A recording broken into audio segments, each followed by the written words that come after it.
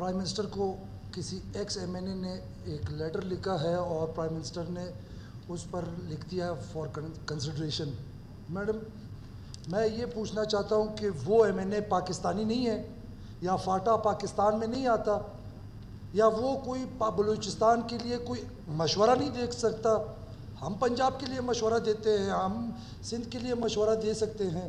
تو وہ بندہ جو ایکس ایم این اے ہے ہمارے لیے بڑا قابل احترام ہے, وہ بلوچستان کے گڈ فیتھ میں کوئی مشورہ نہیں دے سکتا اور اس کو ہم نیگیٹو پروپیگیٹ کریں.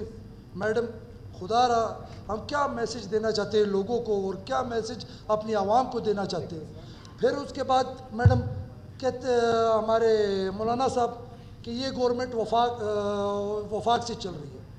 بالکل یہ گورنمنٹ وفاق کے مشورے سے, ہم وفاق سے مشورہ بھی لیتے ہیں, ہم وفاق سے اکثر تعاون بھی لیتے ہیں.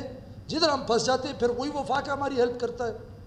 کوئی آفت ہمارے اوپر خدائی آفت آ جاتی ہے وہی وفاق ہوتا ہے. وہی وفاق ہوتا ہے کہ ہمارے لیے کراچی تک, کوئٹہ ٹو کراچی تک روڈ بنا رہا ہے. پورے پاکستان پر اس نے بوجھ ڈالا ہوا ہے فیول کے حوالے سے, وہ کم نہیں کر رہا کیونکہ انہوں نے یہ روڈ بنانا ہے. میڈم کیا ہم نیگیٹو پکچر دینا چاہتے ہیں بلوچستان اسمبلی کا باہر کے لوگوں کو؟ ہم اتنے منفی ہو گئے. یہ گورنمنٹ, اس کے کیبنٹ ہے, اس کے ممبر ہیں, اس کے پارلیمنٹ ہے, وہ ابھی بجٹ ہم بنا رہے ہیں.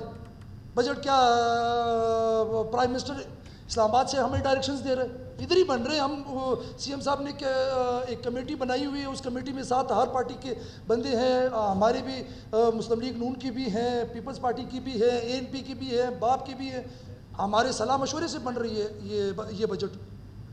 تو وہ بس سی ایم صاحب والی بات ہے کہ جون کا مہینہ ہے, آپ کو پتہ ہے گرمی زیادہ ہوتی ہے, تو اس وجہ سے یہ بلیم گیم یہ لوگ کرتے ہیں. Thank you madam speaker.